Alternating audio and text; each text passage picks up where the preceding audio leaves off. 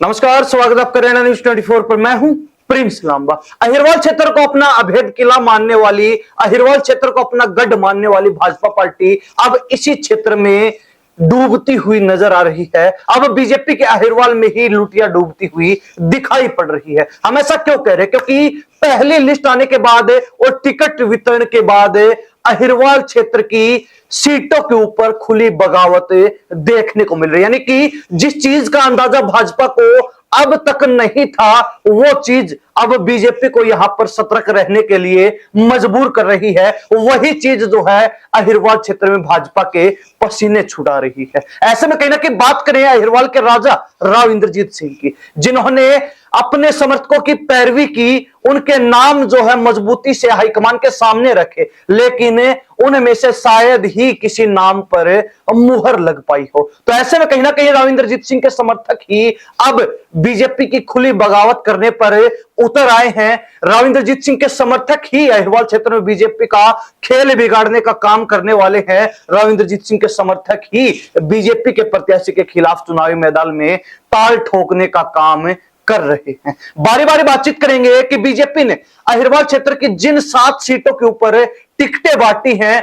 Ticket वितरण किया है, उनमें से कौन सी सीटें सेफ हैं और कहां पर जो है इस बार बीजेपी की लुटिया डूबने वाली है, किस सीट के ऊपर बीजेपी का सुपड़ा साफ होने वाला है। सबसे पहले आपको बता दें कि अहिरवाल क्षेत्र में 11 सीटें आती हैं, यानी कि 3 जिले महेंद्रगढ़, रेवाड़ी और गुरुग्राम, और तीनों जिलों की मिलाकर 11 सीटें अहिरवाल क्षेत्र में मानी जाती हैं, गिनी जाती हैं। उनमें से 7 सीटों के ऊपर बीजेपी ने अपने प्रत्याशी उतार दिए हैं, जिसमें सबसे पहली सीट सोहना तेजपाल तंवर को बीजेपी ने टिकट देने का काम किया है। गुरुग्राम में मुकेश शर्मा बीजेपी के प्रत्याशी हैं। रेवाड़ी से लक्ष्मण यादव को भाजपा ने उतार दिया है। कोसली में अनिल डहीना बीजेपी के कैंडिडेट हैं। अटेली में आरती राव को बीजेपी की टिकट मिल चुकी है। नंगल चौधरी में अभय यादव और बादशाहपुर से राव नरबीर सिंह भाजपा के प्रत्याशी जो चुनावी मैदान में उतर चुके हैं। अब इनमें से कहीं ना कहीं 4 सीटें ऐसी हैं जहां पर बगावत के सुर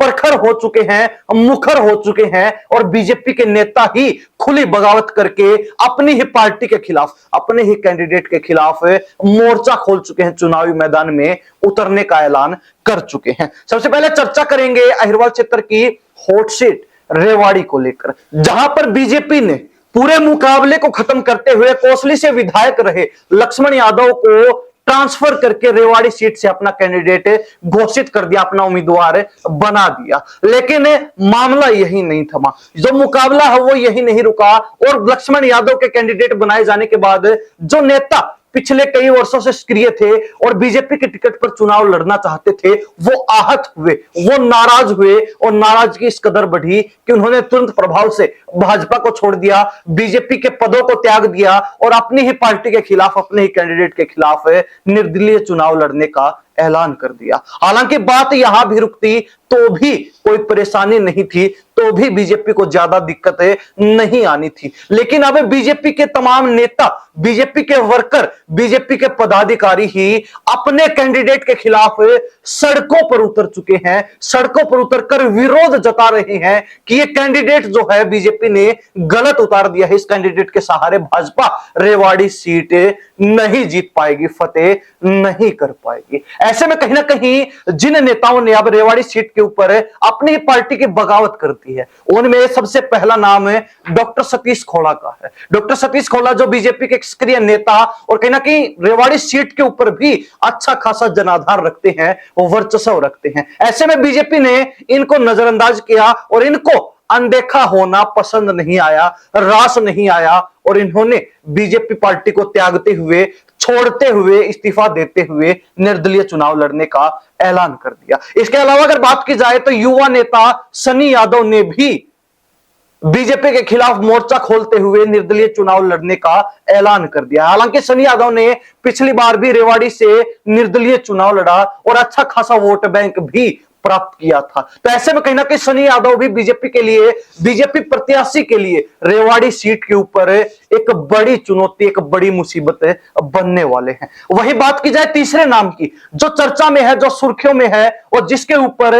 भी सबकी नजरें टिकी है, वो नाम है सुनील मूसेपुर। सुनील मूसेपुर वही नेता हैं जिनको 2019 में राव इंद्रजीत सिंह के कहने पर बीजेपी ने रेवाड़ी से टिकट दी थी। हालांकि चुनाव नहीं जीत पाए, लेकिन इस बार माना जा रहा है कि इनकी पत्नी की टिकट फाइनल थी, लेकिन ऐन मौके पर बीजेपी ने परिवर्तन किया और राव इंद्रजीत सिंह ने भी बीजेपी की बात पर सहमति जता दी, जिसके चलते लक्ष्मण यादव को कोसली से रेवाड़ी चुनावी मैदान में उतार दिया गया और सुनील मूसेपुर और उनकी पत्नी को घर बैठाने का काम किया। तो ऐसे में कहीं ना कहीं वो भी नाराज हैं, आहत हैं और बहुत जल्द वो भी चुनाव लड़ने का फैसला ले सकते हैं, चुनावी मैदान में उतरने का ऐलान कर सकते हैं। इसके अलावा एक प्रमुख नाम जो कि कांग्रेस और बीजेपी दोनों पार्टियों के लिए चिंता का विषय बना हुआ है, रणधीर कापड़ीवास, जिन्होंने पिछली बार बीजेपी कैंडिडेट को हराने का काम किया था। रणधीर कापड़ीवास 2014 में बीजेपी के विधायक चुने गए थे,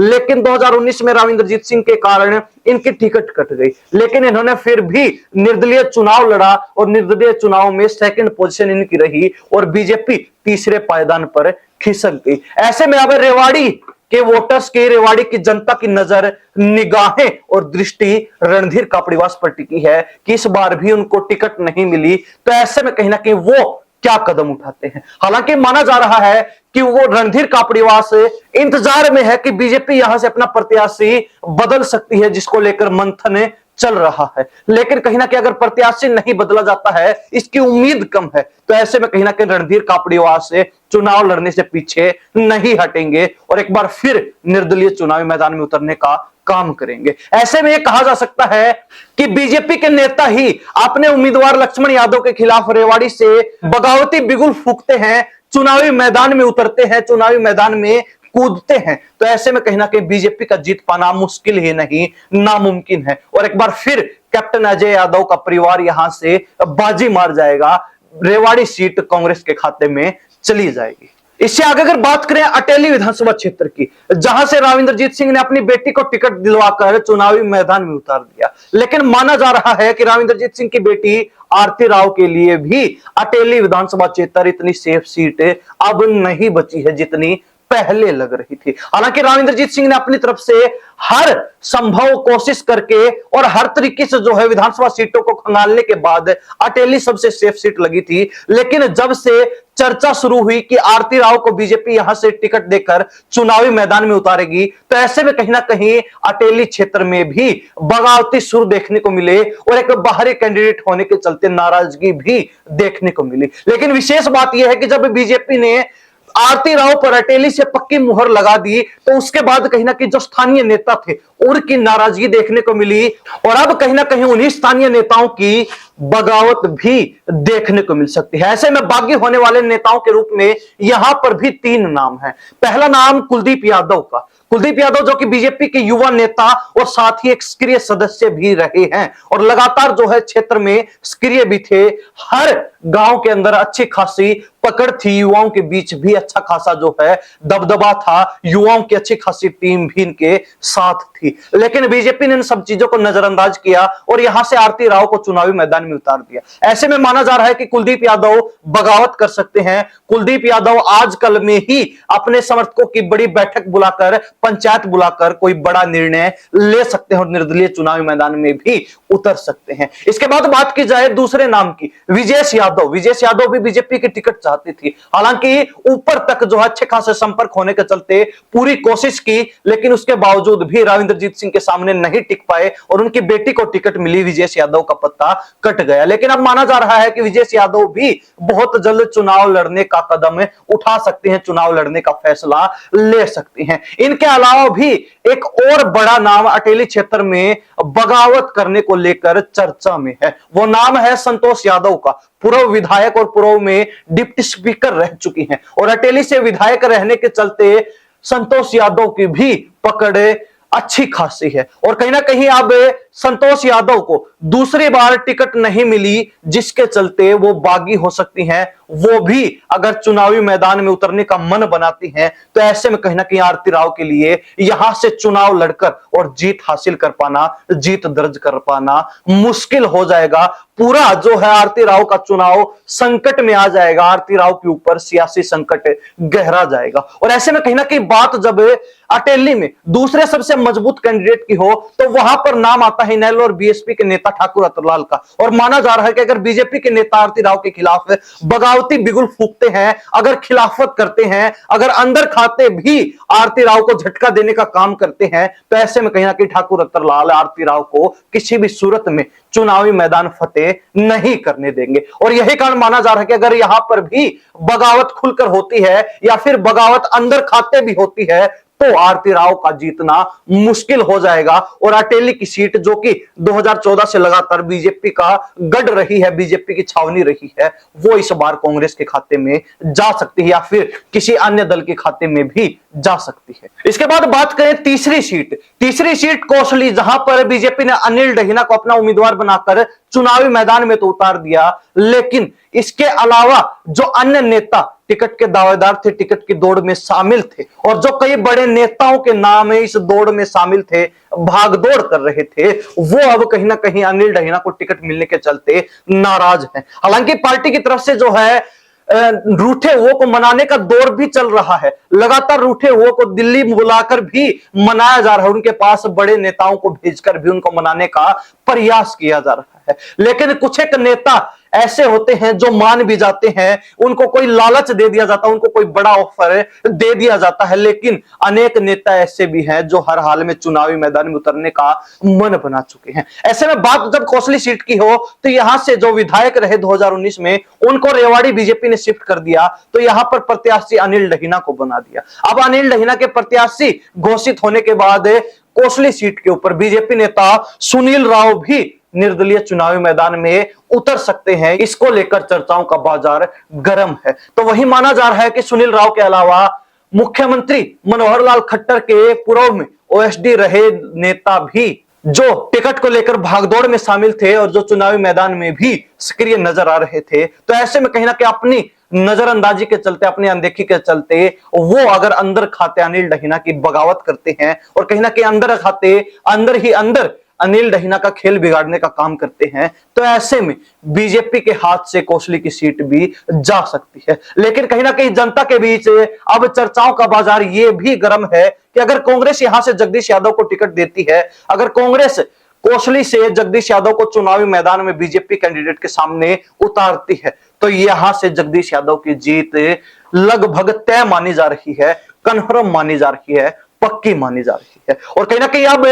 बीजेपी जो अंदरूनी बगावत से निपटेगी, जो बीजेपी के नेता खुलकर बगावत कर चुके हैं, अपनी पार्टी के खिलाफ चुनावी मैदान में उतरने का मन बना चुके हैं, उनसे निपटेगी या फिर कांग्रेस से निपटेगी, या भाजपा को खुद समझ नहीं आ रहा है। इसके बाद बात करेंगे गुरुग्राम विधानसभा सीट की, जहां पर बगावत सबसे ज्यादा देखने को मिल रही है। हालांकि भाजपा ने एक नाम का प्रपोजल दिया और उस नाम पर राव इंद्रजीत सिंह ने भी सहमति जता दी। वो नाम मुकेश शर्मा का था और मुकेश शर्मा गुरुग्राम से बीजेपी के कैंडिडेट घोषित कर दिए गए, अनाउंस कर दिए गए। लेकिन मुकेश शर्मा को टिकट मिलने के बाद वहां पर भी कई बड़े नेताओं ने बगावत कर दी, और उनमें से कुछ एक नेता ऐसे हैं जो कांग्रेस का दामन थामने वाले हैं, तो कुछ नेता ऐसे हैं जो निर्दलीय चुनाव लड़ने का ऐलान कर चुके हैं। ऐसे में सबसे पहला नाम आता है बीजेपी के प्रदेश उपाध्यक्ष जीएल शर्मा का। जीएल शर्मा, जिनका राव इंद्रजीत सिंह से 36 का आंकड़ा रहा है, और यही कारण है कि प्रमुख दावेदार, प्रबल टिकट दावेदार होने के बावजूद भी उनको गुरुग्राम से टिकट नहीं मिल पाई, क्योंकि राव इंद्रजीत सिंह उनके नाम पर सहमत नहीं थे। और ऐसे में कहीं ना कहीं उनकी जगह टिकट मुकेश शर्मा को मिली, और मुकेश शर्मा को टिकट मिलने के तुरंत बाद जीएल शर्मा बगावती हो गए, पार्टी और पार्टी के पद से, अपनी जिम्मेवारियों से इस्तीफा दे दिया, पार्टी को अलविदा बोल दिया। और अब माना जा रहा है कि आज या कल में ही जीएल शर्मा कांग्रेस का दामन थाम सकते हैं, हुड्डा के नेतृत्व में कांग्रेस में शामिल हो सकते हैं। और कहीं ना कहीं यहां से अगर कांग्रेस टिकट देती है तो कांग्रेस से चुनाव लड़ेंगे, अन्यथा निर्दलीय चुनाव लड़ने का मन भी अगर कांग्रेस से टिकट नहीं मिली तो बना सकते हैं। इसके अलावा एक और प्रमुख नाम, एक और टिकट के प्रबल दावेदार थे नवीन गोयल। नवीन गोयल युवा नेता भाजपा के और गुरुग्राम में अच्छा खासा लोकप्रिय चेहरा, लोकप्रिय नाम नवीन गोयल का है। लगातार मेहनत कर रहे थे, ग्राउंड पर भाजपा को मजबूत करने का काम कर रहे थे और बीजेपी के अंदर चेयरमैन का पद भी इनको मिला हुआ था, चेयरमैन की जिम्मेवारी इनके पास थी। लेकिन कहीं ना कहीं अपनी चेयरमैनी से भी इस्तीफा दे दिया, बीजेपी को भी छोड़ दिया, क्योंकि भाजपा ने इनको अनदेखा किया, नजरअंदाज किया, टिकट देने का काम नहीं किया। और ऐसे में कहीं ना कहीं अब नवीन गोयल ऐलान कर चुके हैं कि वो मुकेश शर्मा के खिलाफ निर्दलीय चुनाव लड़ेंगे, निर्दलीय चुनावी मैदान में उतरेंगे और कहीं ना कहीं उनको भरोसा भी है कि वो चुनावी मैदान फतेह भी करेंगे, जीत भी दर्ज करेंगे। ऐसे में कहीं ना कहीं गुरुग्राम सीट जो कि एक शहरी सीट है और शहरी सीट होने के चलते लगातार बीजेपी यहां से जीत दर्ज करती रही है, लेकिन बावजूद इसके इस बार बीजेपी के लिए गुरुग्राम को जीत पाना काफी मुश्किल रहने वाला है, चुनौतीपूर्ण रहने वाला है, परेशानी भरा रहने वाला है और कहीं ना कहीं गुरुग्राम का ताज इस बार कांटों भरा है। ये गद्दी जो है कांटों भरी है और जिसको लेकर जद्दोजहद छिड़ चुकी है, जिसको लेकर घमासान मच चुका है और बीजेपी के नेता ही बागी होकर बीजेपी के खिलाफ ही चुनावी मैदान में उतर चुके हैं। तो ऐसे में कहीं ना कहीं ये 4 विधानसभा सीटें जहां पर अहिरवाल क्षेत्र में बीजेपी को हार का डर सता रहा है, हार के बादल जो है बीजेपी पर गहराते जा रहे हैं और बीजेपी ने जो प्रत्याशी इन 4 विधानसभा सीटों से, जिसमें गुरुग्राम, कोसली, रेवाड़ी और अटेली से उतारे हैं, इनके ऊपर संकट के बादल मंडराने शुरू हो चुके हैं। कहीं ना कहीं जो अंदरूनी बगावत है या फिर जो भाजपा नेता खुलकर बगावत कर चुके हैं, वो सीधे तौर पर डंके की चोट पर बीजेपी को नुकसान पहुंचाएंगे, बीजेपी के वोट बैंक में बड़ी सेंधमारी करेंगे, बीजेपी के वोट बैंक को बांटने का काम करेंगे और ऐसे में कहीं ना कहीं कांग्रेस या फिर किसी अन्य दल की लॉटरी इन 4 विधानसभा सीटों पर लग सकती है। हालांकि अब चर्चा है कि जो 4 विधानसभा सीटें अहिरवाल क्षेत्र की बची, जहां पर बीजेपी ने अब तक अपने प्रत्याशी नहीं उतारे हैं, जिनमें महेंद्रगढ़ विधानसभा, नारनौल विधानसभा, बावल विधानसभा और पटौदी विधानसभा शामिल है। लेकिन माना जा रहा था कि इन 4 सीटों पर नाम लगभग फाइनल थे, लेकिन अब बीजेपी जो है 4 में से 2 सीटों के ऊपर अपने प्रत्याशियों को बदल सकती है। सबसे पहले महेंद्रगढ़ में कहीं ना कहीं बीजेपी फेरबदल का मन बना रही है। माना जा रहा है कि प्रोफेसर रामविलास शर्मा की टिकट इस बार कट सकती है और बीजेपी यहां से किसी नए चेहरे को मौका देने के का मन बना चुकी है और ऐसे में कहीं ना कहीं प्रोफेसर रामविलास शर्मा के भी बगावती तेवर, बगावती सुर देखने को मिले। लेकिन बात की जाए नारनौल की, तो नारनौल में ओम प्रकाश यादव की टिकट लगभग श्योर मानी जा रही थी, कन्फर्म मानी जा रही थी। तीसरी बार बीजेपी उनको चुनावी मैदान में उतार सकती है, चर्चाएं प्रबल तौर पर चल रही थी। लेकिन अब माना जा रहा है कि संतोष यादव, जो कि अटेली में आरती राव का खेल बिगाड़ सकती हैं, अटेली से बीजेपी को जो है बड़ी चोट दे सकती है, बड़ा नुकसान पहुंचा सकती है, उनको बीजेपी नारनौल सीट से चुनाव लड़वाने का काम कर सकती है। हालांकि संतोष यादव अगर नारनौल से चुनाव लड़ती हैं, नारनौल से संतोष यादव को टिकट मिलती है, तो ऐसे में कहीं ना कहीं आरती राव का रास्ता भी साफ हो जाएगा, आरती राव के रास्ते की एक बड़ी मुश्किल, एक बड़ा रोड़ा हट जाएगा। लेकिन कहीं ना कहीं अगर संतोष यादव को नारनौल से टिकट नहीं मिलती, तो ऐसे में कहीं ना कहीं आरती राव का रास्ता भी आसान नहीं रहने वाला है। आरती राव के लिए जीत दर्ज करना बेहद चुनौतीपूर्ण रहेगा, मुश्किल भरा रहेगा। ऐसे में कहीं ना कहीं बावल की बात की जाए तो रविंद्रजीत सिंह डॉक्टर बनवारी लाल की टिकट कटवाना चाहते हैं, लेकिन बावल और पटौदी चूंकि रिजर्व सीटें हैं, तो ऐसे में बीजेपी चाहती है कि एक रिजर्व सीट पर रविंद्रजीत सिंह अपना कैंडिडेट उतारे और एक सीट जो है बीजेपी के खाते में रहे। तो ऐसे में कहीं ना कहीं रविंद्रजीत सिंह पटौदी से बिमला चौधरी या फिर उनके बेटे को चुनावी मैदान में उतरवाने का काम कर सकते हैं। तो वही बीजेपी बावल सीट पर डॉक्टर बनवारी लाल का नाम अगर एक बार फिर आगे भेजने का काम करेगी और रविंद्रजीत सिंह की सहमति इस नाम पर चाहेगी, तो इस नाम पर रविंद्रजीत सिंह फिर से सहमत होने का काम कर सकते हैं। और ऐसे में कहीं ना कहीं यही कारण है कि 4 विधानसभा सीटों को अभी तक जो है चुनावी मैदान में प्रत्याशी उतारने का काम भाजपा ने नहीं किया, इनको अभी तक जो है पेंडिंग में रखा है। ऐसे में कहीं ना कहीं जो नाम यहां पर फाइनल थे, उनकी टिकट कट सकती है और यहां पर परिवर्तन बड़ा किया जा सकता है। और कहीं ना कहीं अब बीजेपी जो अहिरवाल क्षेत्र के दम पर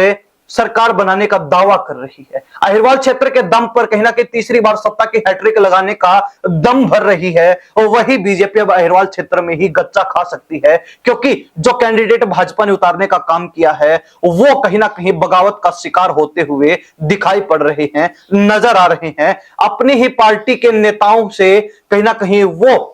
घबरा रहे हैं, क्योंकि टिकट कटने के बाद बीजेपी के नेता बागी हो चुके हैं, बगावती हो चुके हैं और निर्दलीय चुनावी मैदान में उतरने का ऐलान भी कर चुके हैं। ऐसे में कहीं ना कहीं अहिरवाल क्षेत्र की जनता की क्या राय है, हरियाणा प्रदेश की जनता इस बारे में क्या सोचते हैं, तमाम वोटर जो है अपनी राय कमेंट के माध्यम से जरूर रख दीजिए कि अहिरवाल क्षेत्र में बीजेपी इस बार बड़ा गच्चा खा सकती है, बड़ा नुकसान झेल सकती है, या फिर बीजेपी को ये टिकट वितरण जो हुआ है सही है और बीजेपी को इससे कोई नुकसान नहीं होगा, कोई जो है झटका नहीं लगेगा। इन्हीं सब बातों के साथ प्रिंस लांबा, हरियाणा न्यूज़ 24। नमस्कार, जय हिंद।